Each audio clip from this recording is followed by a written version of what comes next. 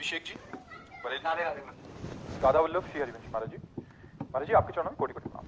महाराज श्री जी के द्वारा मुझे पुलिस सेवा करने का सौभाग्य प्राप्त हुआ और मैं पिछले 1 वर्ष से आपका सत्संग और राधा नाम का जप करता हूँ। लेकिन भगवान को न मानने वाले किसी व्यक्ति ने मुझसे पूछा कि जब भगवान के लिए संपूर्ण पृथ्वी एक समान है तो केवल भारत में ही क्यों अवतार लेते हैं प्रभु?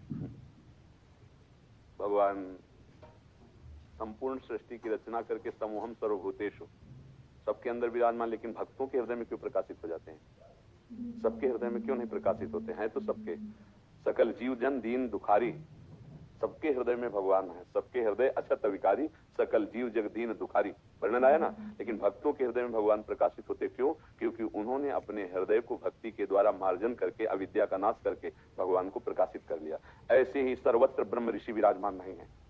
भारत भूमि ब्रह्म ऋषियों की है, महान भागवतों की है, धर्मनिष्ठों की है, तपस्वियों की भूमि है, सतियों की भूमि है, बेविचारियों की भूमि नहीं। इसीलिए भगवान यहाँ उतार लेते हैं। जैसे भक्त का हृदय संपूर्ण दोषों से रहित होकर भगवदाकार होता है तो भगवान प्रकाशित हो जाते हैं। ऐसे इस भूमि में ब्रह्म ऋषियों का प्रताप, महाभागवतों का प्रताप, जगत पिता को पुत्र बनाकर अपने घर में अवतरित कराने की सामर्थ्य जिस महान भक्ति में, ऐसे महान भक्त जो उस ब्रह्म को अपने मैं में स्थित कर एकाकार है, मैं ब्रह्म हूं, ऐसे ब्रह्म ऋषियों की भूमि है। इसलिए भारत पे अवतार लेते हैं। जहां गंगा और यमुना, सती और यतियों की धूम मची है, वो भारत भूमि है, व्यभिचारियों की भूमि नहीं है। कि चाहे जैसा भोजन करो और चाहे जैसा व्यभिचार करो तो तुम्हारे अंदर अविद्या प्रकाशित होगी, भगवान प्रकाशित नहीं होंगे। अन्य सब देश प्रांतों में देख लीजिए क्या हो रहा है, और उसी का अनुकरण आज हमारा भारत कर रहा है। तो अब किस दुर्दशा को प्राप्त होता चला जा रहा है? नास्तिकता को प्राप्त होता चला जा रहा है, व्यभिचार को प्राप्त हो। हमारे भारत भूमि में ऐसा धर्म नहीं है।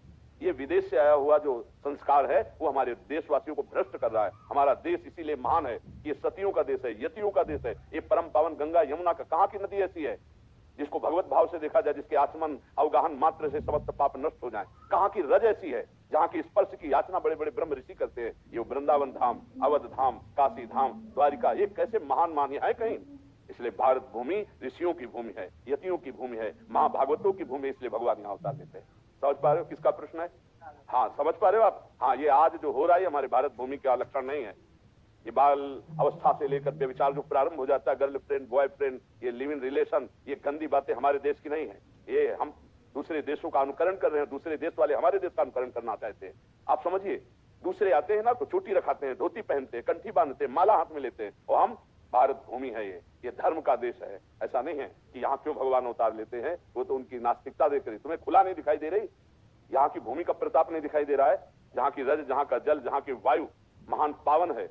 हमारे देश का जैसा कहाँ देश अपने पातिव्रत धर्म से यमराज की भी बुद्धि को चकरा दिया, ऐसी सतिया अपने पातिव्रत धर्म से ब्रह्मा विष्णु महेश को 6-6 महीने का बालक बना दिया। ऐसी सतिया अपने यति धर्म से ब्रह्माकार वृत्ति, भगवदाकार वृत्ति, ये कहाँ मिलेगी आपको? स्वर्ग और नर्क से ज्यादा कहीं वर्णन नहीं है बाहर, तो स्वर्ग और नर्क से ज्यादा नहीं है। जीवन मुक्त अवस्था, भगवान को अधीन करने वाला प्रेम, ये भारत भूमि में विराजमान। इसलिए भगवान यहाँ उतार लेते हैं। है सर्वत्र समूहम सर्वभूतेषु, उस कोई ऐसा कण नहीं जिसमें हमारे भगवान में विराजमान हो। चाहे कोई भी देश हो, कोई भी देश हो, कोई जड़ चैतन्य हो, भगवान स्वयं बने हैं। वासुदेवा स्वरमिति, सब कुछ वासुदेव ही है। वासना वासुदेवस्य वासितम भुवनत्रयम् सर्वभूत निवासोऽस्मि वासुदेव नमोस्तुते। पर साधना और आराधना के द्वारा उनको प्रकट किया जाता है। इस साधना और आराधना से परम पावन भूमि भारत है। ये कोई साधारण नहीं है, ये कर्म क्षेत्र है, ये महान धर्म क्षेत्र है, ये प्रेम क्षेत्र है, ये ज्ञान क्षेत्र है। ऐसा कहीं आपको त्रिभुवन में नहीं मिलेगा, ब्रह्मलोक में भी ऐसा नहीं मिलेगा। जो महाभागवत जन ब्रह्म प्राप्त महापुरुष है उनको ब्रह्मा भी नमस्कार करते हैं। ये वो देश है। आप समझ पा रहे हो? हाँ, ऐसे कभी अपने देश को इस भाव में न देखे। नास्तिक लोग कहते हैं मतलब हाँ, नाम को उनसे परिचय नहीं है, क्योंकि यहाँ जो आएगा वो नास्तिक तो आएगा नहीं, भगवान का कृपा पात्र आएगा। ऐसा नहीं। हमारे भगवान व्यास देव जी ने महाभारत में लिखा है, भारत देश में जन्म होना महान शुभ और भाग्य का प्रतीक है। मानव देह प्राप्त करके मोक्ष पदवी प्राप्त करना, प्रेम प्राप्त करना, ये यही लक्ष्य है, बाहर लक्ष्य नहीं है। बाहर तो पशुता का ज्यादा प्रचार प्रसार है। पशुता ही पशुता। हाँ, अभक्ष पदार्थ उनका आहार ही मांस है, उनका जीवन ही बेविचार और भोग है, कहीं योग का नाम नहीं है। और यहाँ गृहस्थ से लेकर विरक्त तक सब योग मार्ग का अनुसरण करने वाले थे, कुछ है और आगे भी रहेंगे। कुछ जो बाहरी हवा में आ चुके हैं, उनके वेशभूषा बदल गई, उनके आचरण बदल गए हैं ना। कौन सा ऐसा देश है जहाँ ब्रह्मचर्य जाना जाता हो? ब्रह्मचर्य किसे कहते?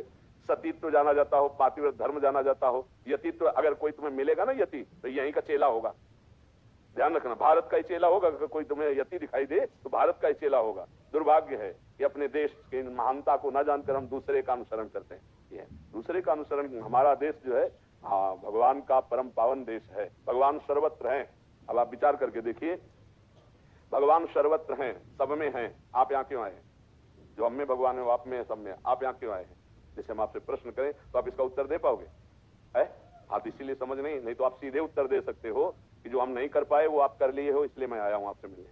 जहां मैं फिसल गया हूं आप खड़े हो, इसलिए मिलने आया हूं। जो करना चाहिए वो आपने कर लिया, इसलिए आपके दर्शन करने आया हूं।